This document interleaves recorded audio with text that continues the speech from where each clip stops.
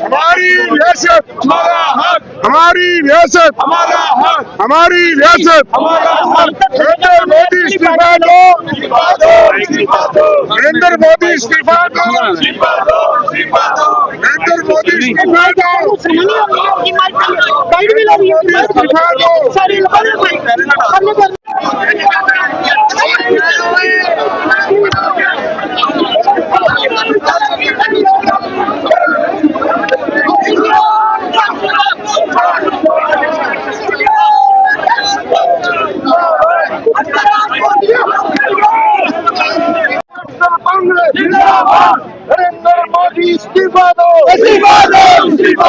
नरेंद्र मोदी इस्तीफा दो, नरेंद्र मोदी इस्तीफा दो, नरेंद्र मोदी इस्तीफा दो, down with US Indo deal, down with Indian US deal, down.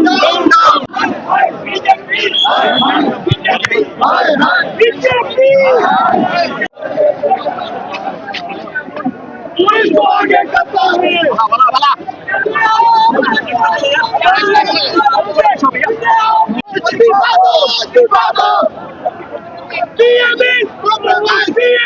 ऐसा आप सब लोग जानते हैं कि इस वक्त पूरी दुनिया का वर्ल्ड पॉलिटिकल ऑर्डर जो है, जियो पॉलिटिकल ऑर्डर जो है, वो डिस्टर्ब हो चुका है और जिसकी वजह दो चीजों पे है। एक, जो नरेंद्र मोदी जी ने, प्राइम मिनिस्टर साहब ने यूएस के साथ यूनिलैटरली विदाउट एनी कंसल्टेशन जो ट्रेड डील की, जिसकी वजह से जो हमारे इंडिया में जो इंटरेस्ट थे स्टेक होल्डर्स के, हर किस्म के, उनके ऊपर असर आए। ये सिर्फ एक ट्रेड डील ही नहीं थी, बल्कि it was a complete surrender on the part of India, जिसकी वजह से हमारा मुल्क, इसकी जो गरिमा थी, इसका जो एक विकार था, इसका एक जो वर्ल्ड पॉलिटिक्स में रोल था, वो डिमीन हो गया। आज आप देखते होंगे इंटरनेशनल लेवल पे किस तरीके से हिंदुस्तान को डिमीन किया जा रहा है।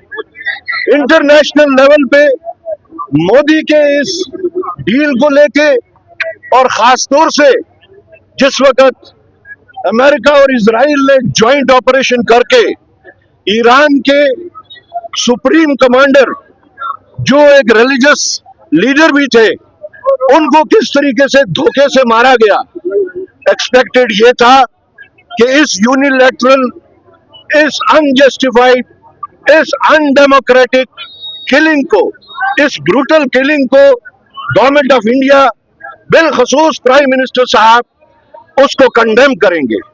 अफसोस की बात यह है कि नरेंद्र मोदी ने एक स्कॉलर, एक हेड ऑफ द स्टेट, एक रिलीजियस लीडर के बेहमाना कत्ल पे, ब्रूटल किलिंग पे अभी तक भी एक भी लफ्ज नहीं बोला।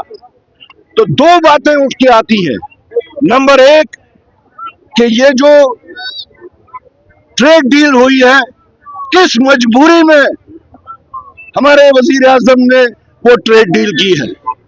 लगता तो यही है कि जिस तरीके से पूरे मुल्क को छोड़ के दुनिया में जिन जिन लोगों का नाम इन एफस्टीन फाइल्स में आया है, आधे उसमें से गिरफ्तार हो गए, आधों ने इज्जतदार तरीके से खुद से रिजाइन किया, लेकिन मोदी जी ने न रिजाइन ही किया और न ही उसको कंडेम कर रहे हैं या उसमें कोई कार्रवाई कर रहे हैं। सुन लीजिए पूरी बात।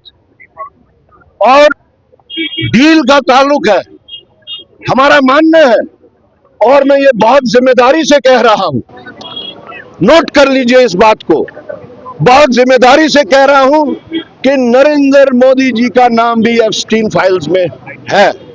न कि सिर्फ ईमेल्स या किसी और चीज में, उनकी तकरीबन 2-3 वीडियोस भी हैं। मैं बड़ी जिम्मेदारी से कह रहा हूं, Narendra Modi is in the videos of एफस्टीन file. आज एक साइड से हमें इस डील की वजह से नुकसान हो रहा है। I don't need to elaborate on कौन से नुकसानात होंगे, वो सब जानते हैं। उसका ताजा असर आप लोगों ने देख लिया, जबकि कुकिंग गैस के ऊपर 60 रुपए बढ़ गए। जिस दिन डीजल के ऊपर प्राइसेस बढ़ेंगी, आप ये मान लीजिए सबसे पहले जो है वो हमारे गृहिणियों के किचन के ऊपर हमला होगा। हर चीज महंगी हो जाएगी।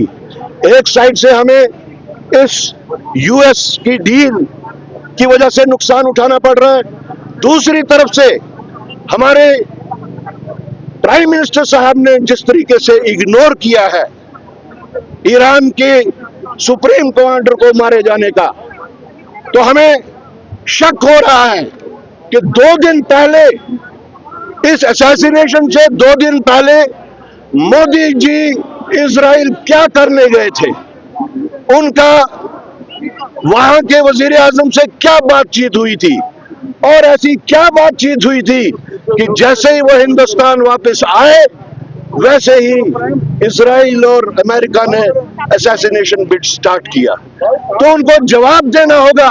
Nation wants to know what did our prime minister talk to the prime minister of Israel, what transpired between them, and how is it possible when he came back on the same day Israel and America, they attacked the supreme commander, the supreme religious head of Iran. Modi ji भूल रहे हैं। आज सारी दुनिया अगर आप देखें तो इजराइल और अमेरिका की इस जंग की वजह से गिरफ्तार हो चुके हैं। सबसे ज्यादा नुकसान अगर किसी को होगा तो वो इंडिया को होगा। हाल ही में इंडिया में, इंडियन ओशन में जो ईरान से, जो एक्सरसाइज के वास्ते ईरान से जो बोट बुलाई गई थी, शिप बुलाया गया था, वापसी पे इंडियन ओशन में उसको भी ध्वस्त कर दिया गया।